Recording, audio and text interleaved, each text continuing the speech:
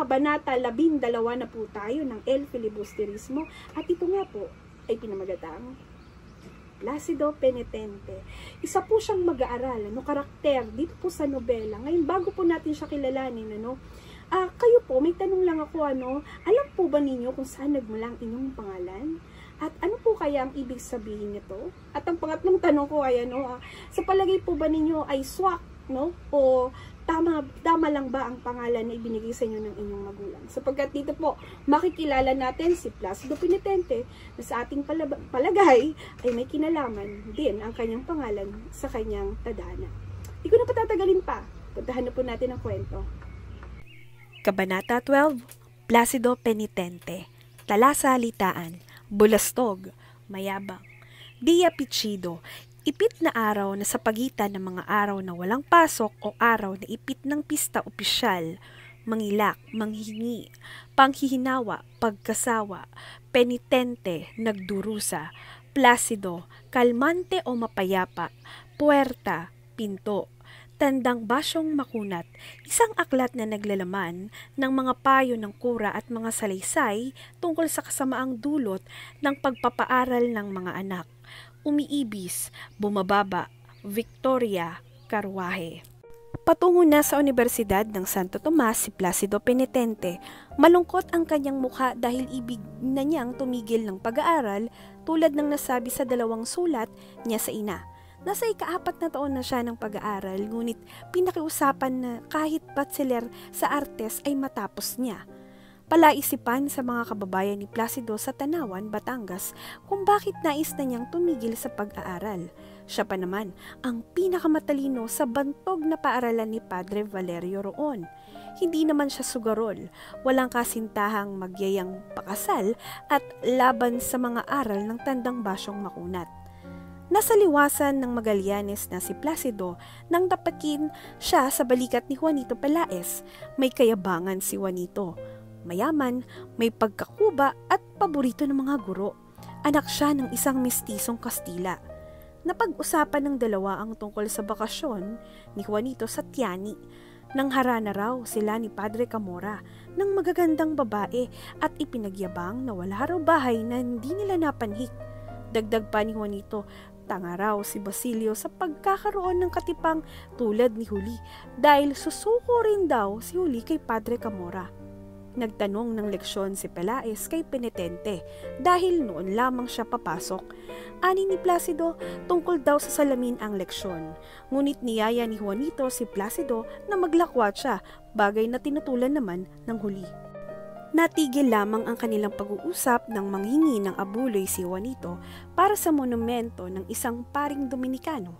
Nagbigay naman ito ng abuloy dahil alam niyang makatutulong ito para sa pagpasa ng estudyante.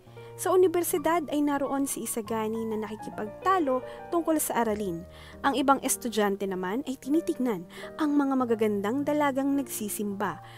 Pinagtitinginan ng mga estudyante ang isang karwaheng parating kung saan lulan ang katipan ni Isagani na si Paulita Gomez.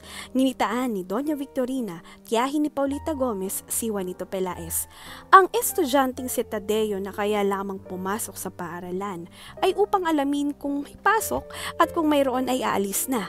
Magdadahilang may sakit, ngunit nakapapasa. Sa anong himala ay napasunod kay Paulita sa simbahan. Nagpasukan na sa paaralan ang mga mag-aaral, ngunit may tumawag kay Placido. Pinalalagda siya sa kasulatang tutol sa balak na paaralan ni Makaraig. Walang panahon si Placido na basahin ang kasulatan, kaya ayaw na sana niyang lumagda, ngunit dahil mapilit ang kausap ay napalagda na si Placido.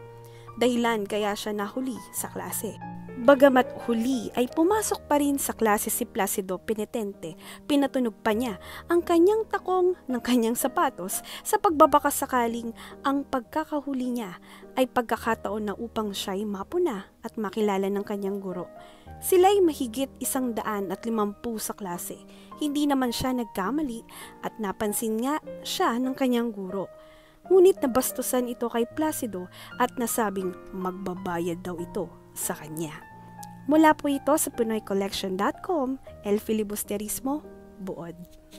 Ayan din, dito nga po no, nakilala natin ang mag-aaral na si Placido Penitente, na kung saan ang Placido ay nangangahulugan po na kalmante o mapayapa, samantalang ang penitente naman ay penitensya o paghihirap. Okay? Dito po ang mag-aaral na ito ay halos wala nang ganang pumasok, sapagkat sa 4 na taon na pag-aaral niya, no, ay wala po siyang natututuhan. 2 beses na nga po siyang sumulat sa kanyang ina na nais nilang bumalik sa Tanawan, Batangas upang doon na lamang mag-aral.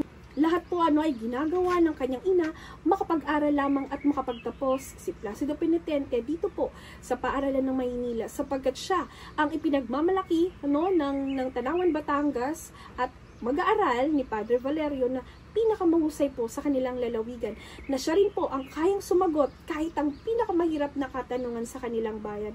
Kaya lang nga po ay sa mga kadahilanan ay nawalan po ng gana si Placido sa pag-aaral. Isa na nga po rito ay ang labis, ang sobrang daming mag-aaral nila sa isang klase, kung kaya't hindi po nakikilala ng guro, at ang ilan naman ay hindi nagtuturo. Kaya dito rin po ay nakilala po natin si Juanito Pelaez, ang isa pang mag-aaral.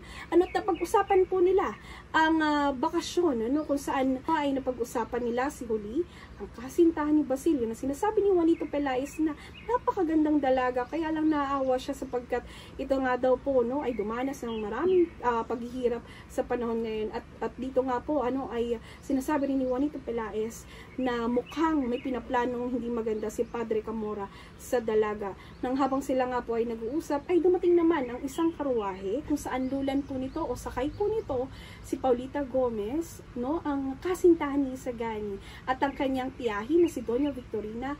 Ang lahat po ay napatingin dahil sa nagniningning na kagandahan ni Paulita Gomez.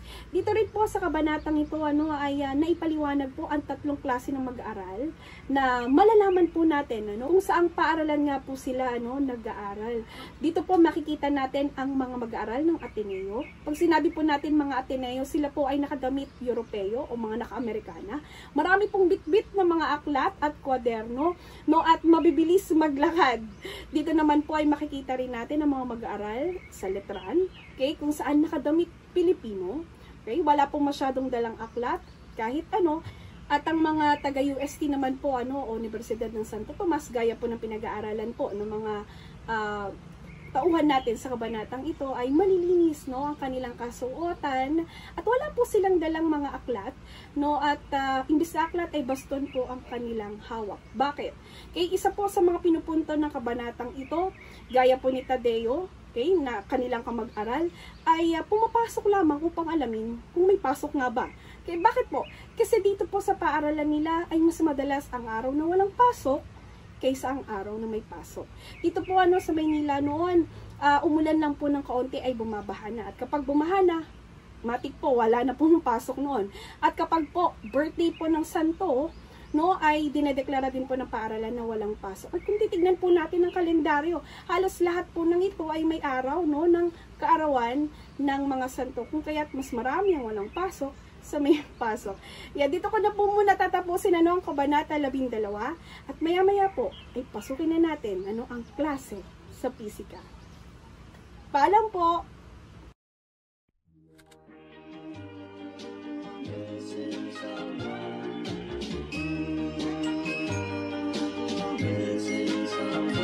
Missing someone